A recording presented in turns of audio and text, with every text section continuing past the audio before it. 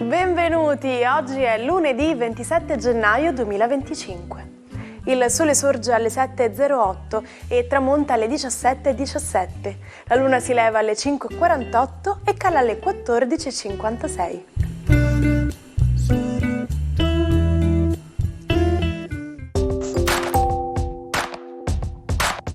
Oggi si celebra Sant'Angela Merici. Il nome Angela ha origine greca e significa messaggera. Oggi, 27 gennaio, è la giornata internazionale di commemorazione in memoria delle vittime dell'Olocausto. L'Assemblea Generale delle Nazioni Unite ribadisce che l'Olocausto, che provocò l'uccisione di 1/3 del popolo ebraico e di innumerevoli membri di altre minoranze, sarà per sempre un monito per tutti i popoli sui pericoli causati dall'odio, dal fanatismo, dal razzismo e dal pregiudizio. Eventi speciali, proiezioni audiovisive, preparazione di contributi accademici e materiali informativi, collaborazioni con organizzazioni intergovernative e altre iniziative per diffondere la consapevolezza e ricordare le gravi minacce rappresentate dal genocidio e dai crimini contro l'umanità. Sono 65 le candeline per la ballerina e showgirl americana Heather Parisi. Una vacanza in Italia le cambia la vita, portandola all'attenzione di Pippo Baudo, che la lancia in TV nel 1979 nel programma Luna Park. Nello stesso anno sfonda con la canzone Disco Bambina, sigla di Fantastico. Diventa una delle icone degli anni '80. Festeggia 31 anni Georgina Rodríguez, la modella e influencer spagnola, compagna di Cristiano Ronaldo. Nel 2016 ha conosciuto il calciatore portoghese e da allora sono inseparabili.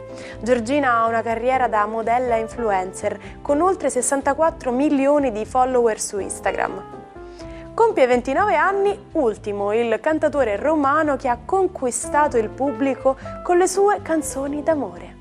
Ultimo, pseudonimo di Niccolò Morricone, ha iniziato a scrivere canzoni a 14 anni e nel 2018 ha vinto al Festival di Sanremo nella categoria Nuove Proposte con il brano Il ballo delle incertezze. L'anno successivo è tornato nella categoria Big con il brano I tuoi particolari, classificandosi secondo. Ultimo è fidanzato con Jacqueline Luna Di Giacomo, figlia della showgirl Heather Parisi. Il 27 gennaio 1945 le truppe sovietiche della prima armata del fronte ucraino, comandata dal maresciallo Konev, entrarono nel campo di sterminio di Auschwitz, rivelando l'orrore del genocidio nazista. Trovarono 7.000 prigionieri ancora in vita. Erano quelli abbandonati dai tedeschi perché considerati malati. Quegli attimi terribili il mondo ancora oggi li ricorda con il Giorno della Memoria. Ma come definireste il suono? Si tratta di una perturbazione dell'aria che esce da una sorgente sotto forma di onda. Il segnale audio prodotto dal microfono, ad esempio, è dato da una corrente elettrica che varia in corrispondenza delle variazioni di pressione dell'onda sonora.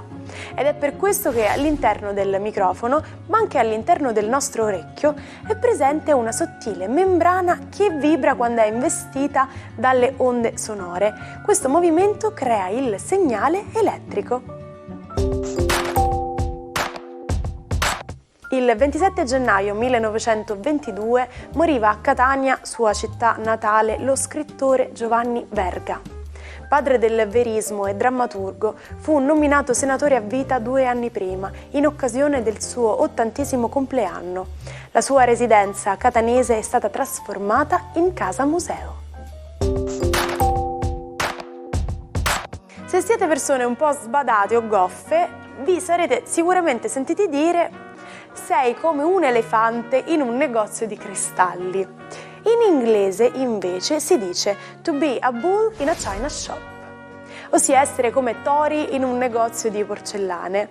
Infatti China Shop non si riferisce ad un negozio cinese, bensì ad un'attività di vendita di porcellane.